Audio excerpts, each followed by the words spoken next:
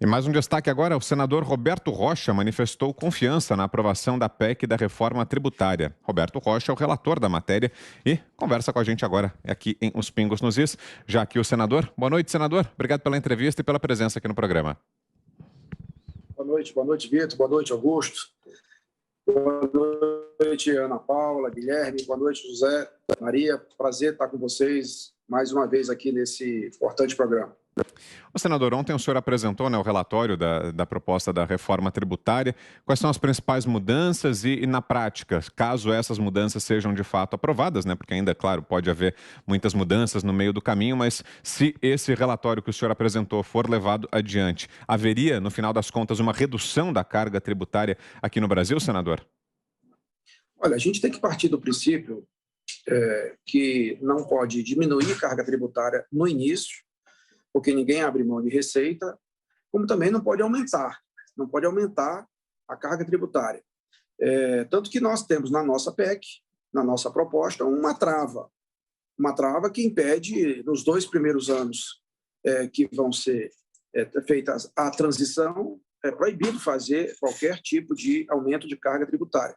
Eu diria a vocês que a inovação que nós estamos trazendo é a criação de um imposto único para o governo federal na base de consumo, unificando PIS e COFINS, que se chamará CBS.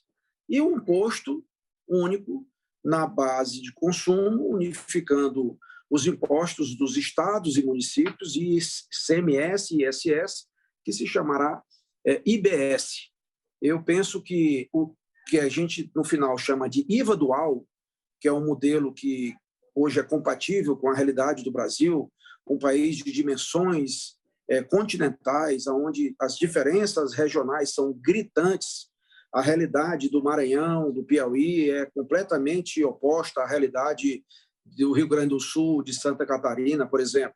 Nós não temos chance de fazer um único imposto para 2 países completamente distintos, de tal modo que encontramos o caminho que o Canadá encontrou, que a Índia agora encontrou, de fazer o IVA dual, o IVA do governo federal e IVA dos governos subnacionais. Augusto. Senador, boa noite. É um prazer falar com o senhor e, antes de mais nada, parabéns por ter enfrentado essa selva de impostos e tributos, que eu fiquei sabendo hoje, queria até confirmar com o senhor, que as regras que tratam, da legislação, que tratam de questões fiscais relativas a pessoas jurídicas, são 4.626, não é? É esse o número, ou aproximadamente isso, mais de 4.000 regras que as empresas têm de levar em conta para conseguir sobreviver, senador? Não tem esse número, não, Augusto. Pelo contrário, eu vou dar um número para você que eu tenho conhecimento, pelo que me disse o Instituto Nacional de Pesquisas Tributárias. Da Constituinte para cá, que ontem completou 33 anos, dia 5 de outubro, normas tributárias editadas e publicadas no Brasil, entre PECs, medidas provisórias, leis, normas, instrução normativa, portaria, decretos, etc., dos governos federal, dos estados e de todos os 5.000 e tantos municípios, até 2018, somava 5.400.000 normas tributárias. E de 2018 para cá, já tem mais uma quantidade grande.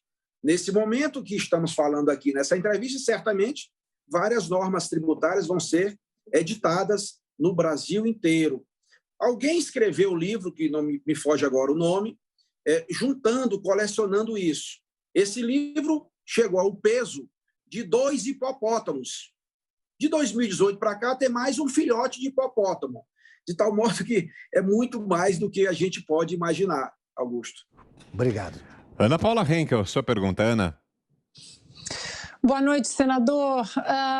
Se por acaso a PEC for aprovada, quais são os principais impactos na nossa economia a médio e a longo prazo?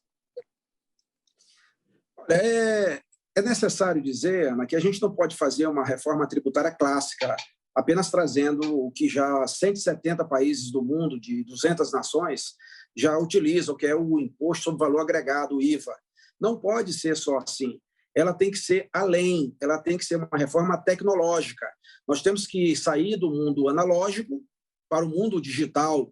O mundo é digital. E como é que nós temos o sistema tributário analógico? É absolutamente inaceitável. Nós temos hoje, por exemplo, um restaurante que mais vende comida no mundo, ele não tem uma panela. Nós temos hotéis, redes de hotéis que não tem um apartamento, o Uber não tem um carro. Então, evidentemente que a gente precisa dialogar com essa realidade. E temos aí inúmeros sites, plataformas de comércio eletrônico que fogem de qualquer tipo de tributação, porque o mundo tem que estar dialogando com essa realidade.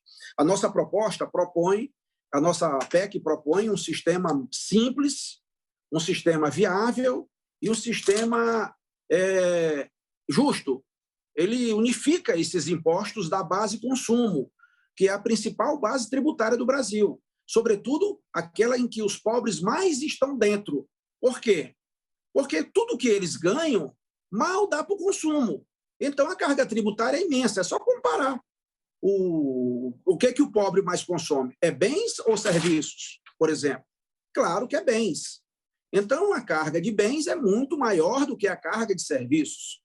De modo que eu quero dizer a você que nós temos a possibilidade de ter um sistema tecnológico, um sistema tributário que permite o sistema de crédito e débito, um sistema que permite rastrear não só o produto, como temos feito até hoje, mas rastrear também o dinheiro. Rastrear o dinheiro é fundamental no sistema bancário que nós temos, que é um dos mais modernos do mundo. Guilherme Fiuza, sua pergunta, Fiuza. Boa noite, senador. Tentando aqui entender, então, o IVA dual, você podia dar um exemplo, assim, escolher arbitrariamente aqui uma categoria, um microempreendedor, um pequeno comerciante, digamos assim, né? O que mudaria na vida de um pequeno comerciante do regime atual para o IVA dual? Olha, o comerciante pequeno, ele é alcançado pelo ICMS. É o imposto mais perverso que nós temos no país. Talvez só perca para a contribuição patronal. O ICMS é administrado pelos governadores. Nós estamos vendo essa discussão aí em torno acerca dos combustíveis. Você pega um litro de combustível no Maranhão, por exemplo, que custa, em média, 6 e pouco, você vai ver quanto tem da Petrobras. Mais ou menos R$2. E em relação ao governo do Estado, R$2 também, mais ou menos, em relação ao ICMS. E quem é que produz combustível e quem é que produz imposto? Essa aqui é a questão. Então, você está aí com uma pesquisa na Jovem Pan, muito interessante. Essa é a favor dos estados diminuírem a carga tributária do ICMS para melhorar no combustível. Claro que os estados não estão de mãos atadas nessa matéria. Nós temos aí o ICMS. Então, o comerciante, na medida em que a gente tem um IVA, que nós vamos chamar de IBS, porque, neste caso, o pequeno comerciante ele vai ter o ICMS, que vai se chamar IBS, unificando o ICMS mais o ISS. Essa alíquota vai ser definida num comitê gestor de estados e municípios. Então, o Maranhão vai ter uma alíquota única. Só que nós estamos prevendo, na PEC, tratamento tributário especial e tratamento tributário diferenciado para alguns setores, bens e alguns setores de serviço. Por exemplo, a cesta básica, o gás de cozinha doméstico de 13 quilos, a educação, saúde, transporte público de passageiros, remédio. Comida e remédio no Brasil é algo em torno de 34%, 35% de carga tributária. No mundo, é 5%, 7%. Nos Estados Unidos e na Inglaterra, nem cobra imposto de remédio. Então, é evidente que a alíquota do IBS do Estado não vai ser igual para todo mundo. vai ser menor para alguns setores. Então, vai diminuir a tributação em cima dos mais pobres, seguramente. E para fecharmos, José Maria Trindade, em Brasília, a última pergunta, Zé. Pois é, senador, prazer falar com o senhor aqui. Devo dizer que eu acompanhei aí essa tentativa de votar a reforma tributária desde Mussa Demes, passando por Germano Rigoto, Sandro Mabel e outros, um debate muito intenso.